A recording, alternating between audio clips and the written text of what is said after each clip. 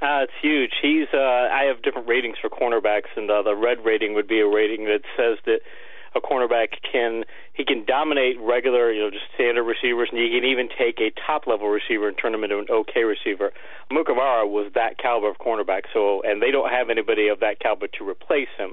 So it goes from a guy that you have to avoid in coverage in Mukamara to, okay, now there's really nobody of the Giants having coverage that you have to avoid. So it should open up a lot of things for the Eagles.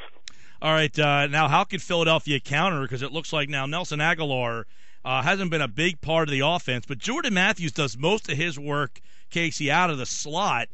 So is it going to be a big effect for the Giants that they don't have a Mukamara when you're matched up against this Eagles team that's a little limited at wide receiver? Mukamara, I don't know if they would have moved him in the slot to cover Matthews. A lot of times they use Tremaine McBride, so it might not impact him that way, but it might open up some things for other receivers outside of them. But I think you're really going to want to go to the Matthews, whether it's McBride or somebody else. You're going to want to go to that matchup as often as possible, because that's the matchup. If you look at the Giants offense or Giants defense, that's the matchup you have to stop. Philadelphia doesn't.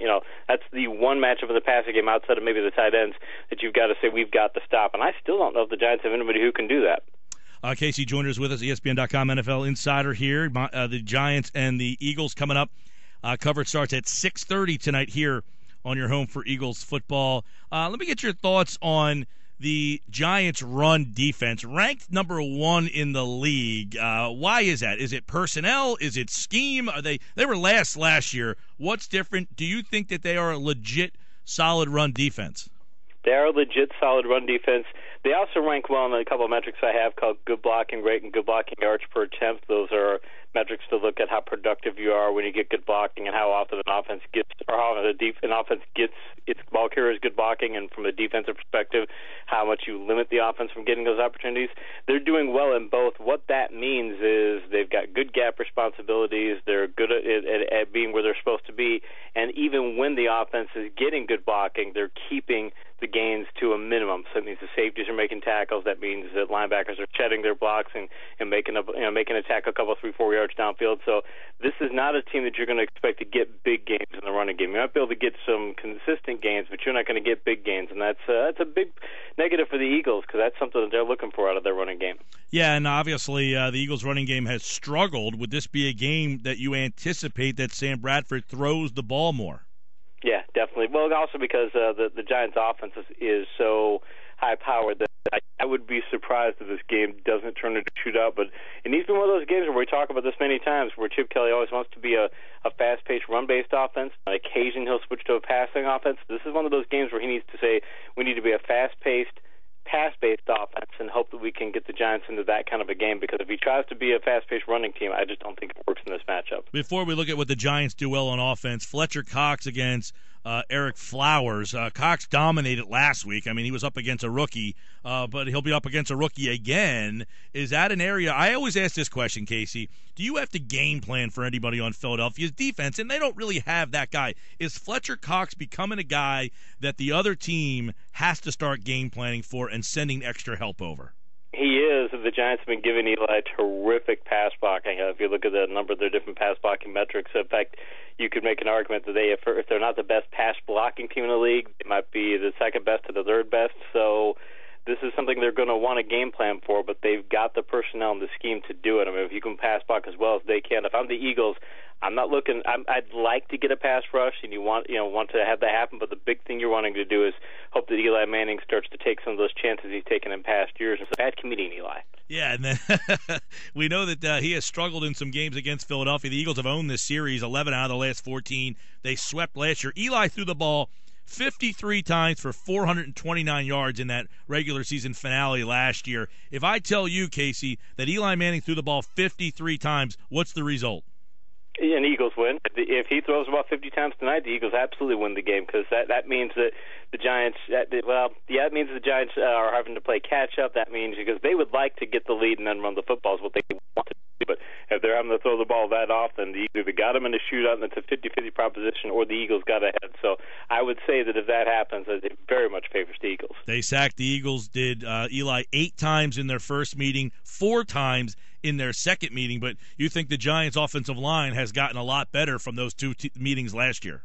I think they've gotten a lot better, and also this is year 2 for Eli in that new system, in that West Coast offense. And the West Coast offense does a lot of ball control and things. I think he's more capable of hitting the ball control plays, so he doesn't have to be in a situation where he's trying to do 7-step drops where you're going to be able to get a pass rush to him. So I think it's a matter both of efficient blocking and also efficiently running the scheme. Yeah, and Eli's had a really good year, and Chip Kelly kind of mentioned that year 2 in this offense, he just looks a lot more comfortable. Does he have, with Beckham there, obviously he has a really big weapon, and we don't know how limited, if at all, Beckham will be, but does he have a running attack that he can lean on tonight against this Eagles team that has been equally as good against the run?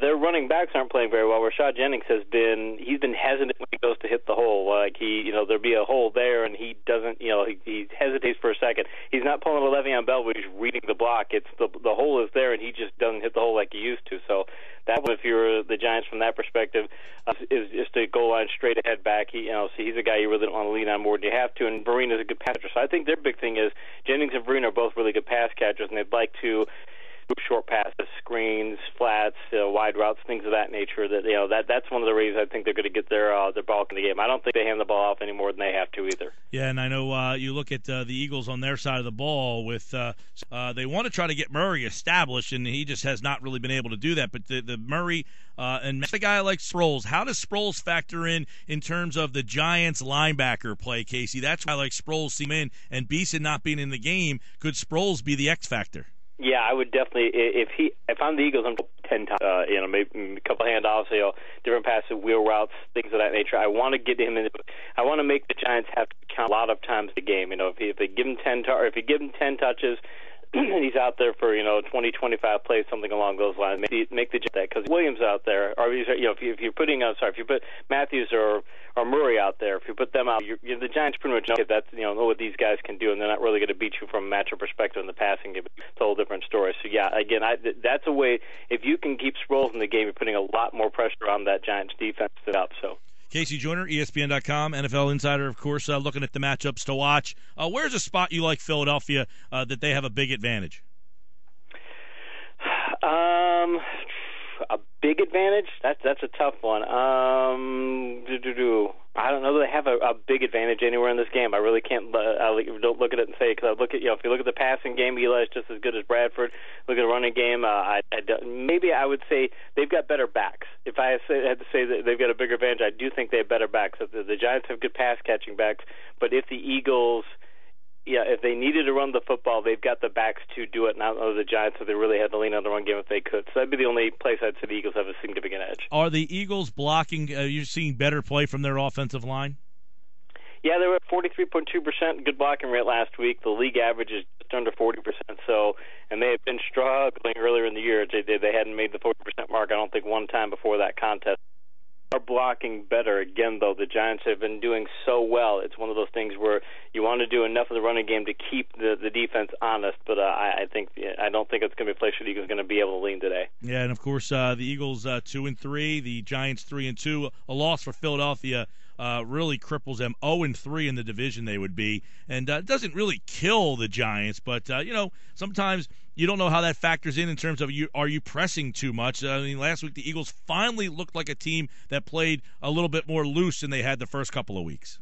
Yeah, it's one of those things where I think we mentioned a couple of weeks ago that it looked like a halftime of the Washington game that Bradford something clicked, and he was willing to take shots downfield, willing to take some chances that he wasn't willing to take before. And yeah, it might have led to a couple of interceptions in the Saints game, but that's the Bradford you're going to need. I think he needs to be taking some of those chances today, because if the Giants, with the advantages they have in their passing game, even if Odell Beckham is not at full strength, the advantages they potentially have in their passing game, they're going to be able to go vertical, and you can't beat vertical with dink and dunks. You've got to go vertical too. So I think how Bradford goes is how the Eagles go tonight. Yeah, I agree with that. And as you just mentioned, I like to see Bradford take a couple shots down the field. And one of the guys I really like to see, and we seem like we say this a lot, is Zach Ertz. That's a guy that can really be a matchup problem for the linebackers. And as we mentioned, Sproles, I think you got to throw Ertz in there too.